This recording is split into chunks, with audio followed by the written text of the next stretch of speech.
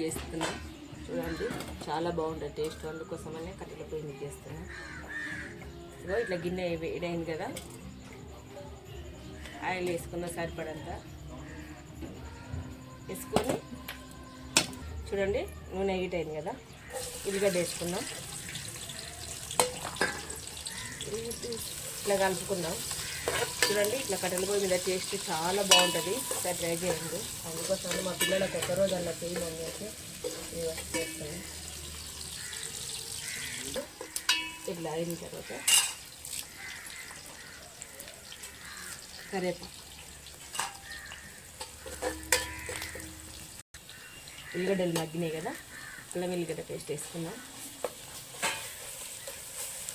ఈ అల్లం వెల్లిగడ్డ కొంచెం బాగా ఫ్రై అవ్వాలి, పచ్చివాసన మొత్తం పోయే వరకు మంట. చూడండి ఇలాగా కలర్ చేంజ్ అయింది కదా, అప్పుడు మనం పసుపు వేసుకుందాం. కొంచెం పసుపు, స్మెల్ చూడు సూపర్ స్మెల్ వస్తుంది. వావ్, ఇలా చేసుకోవడం కొంచెం పొగ వస్తుంది. చూడండి ఇట్లా ఫ్రై అయిపోయింది కదా, మనం చికెన్ ఇట్లా కడిగి పెట్టుకున్నాం. మళ్ళీ కొంచెం ఇట్లా వేసేసుకున్నాం, పెద్ద పెద్ద పీసే పోసుకొని ఇట్లా కలిపేసుకోవాలి మొత్తం. ఇట్లా పెద్ద గిన్నె పెట్టుకుంటే బాగా కలుపుకోవడానికి వీలు ఉంటుంది, అందుకోసం ఇట్లా పెద్ద గిన్నె పెట్టుకొని ఇట్లా మంట మంచి ఇట్లా సూపర్ టేస్ట్ ఉంటుంది కట్టెల పొయ్యి మీద. అందుకోసమని మీకు చూపిస్తున్నా. మూత పెట్టేసుకుందాం ఒక 2 నిమిషాలు బాగా మగ్గిద్దాం. ఒకసారి చూద్దాం ఫ్రెండ్స్ ఎట్లా ఉందో. చూడండి ఇక ఇట్లా మళ్ళీ ఒకసారి కలిపేసుకుంటే ఈ మొత్తం నూనె ఎంత ఉప్పు పసుపు బాగా పట్టేసేయాలి.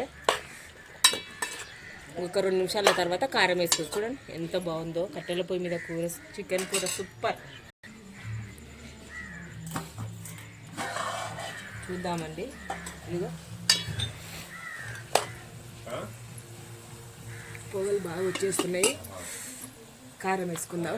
కారం వేసి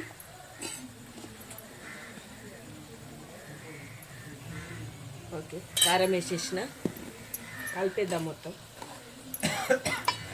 అట్లా ఒక స్పూన్ ఉప్పు వేసుకుందాం. ఒక స్పూన్ ఉప్పు వేసి కలిపేసుకుందాం బట్ట. చూడండి కారం వేసుకున్నాం కదా, ఈ కారం అయిన ఉప్పు దీనికి పట్టేసే కోసం అని ఒక 2 నిమిషాలు మూత పెట్టి మగ్గించుకుందాం. చూడండి కొద్దిగా వాటర్ వేసుకుందాం.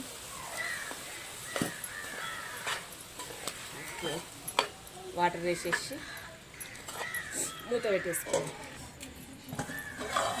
చూడండి ఇంకా కారము కొంచెం రెడ్గా ఉంది, భయపడకరు కారం. ఓకేనా, ఇగో ఉడికేస్తుంది. Okay bye. చూడండి ఫ్రెండ్స్ ఇగో రెడీ అయిపోయింది. ఇగో నూనె పైకి తిని చూడు, దగ్గరికి నూనె పైకి వచ్చింది కదా. కొంచెం కొబ్బెర, యాలకులు, లవంగాలు అన్నీ, రసాలు అన్నీ కలిపి మిక్సీ పట్టి పెట్టినాయి. ఇది ఓన్లీ ధనియాల పొడి ఒక స్పూన్. ఓకేనా, ఇవన్నీ వేసి ఒకసారి కలిపేస్తాం. ఇవన్నీ వేసి ఒకసారి కొత్తిమీర కడిగి పెట్టుకున్న కొత్తిమీర వేసేసుకున్నాం. ఇట్లా కొత్తిమీర వేసుకొని మొత్తం కలిపేసి మరొక నిమిషం మూత పెట్టేసి మగ్గించు. ఓకే చూడండి. ఓకే రెడీ అయిపోయింది. ఇంకా టేస్ట్ సూపర్ ఉంటుంది, సూపర్ స్మెల్ వస్తుంది. ఒకసారి ఇట్లా ట్రై చేయండి, చాలా బాగుంటుంది ఫ్రెండ్స్. మీకు గిన్నె నచ్చినట్టయితే దించేసుకుందాం ఒకసారి. ఇదిగో చూడండి ఒకసారి మూత.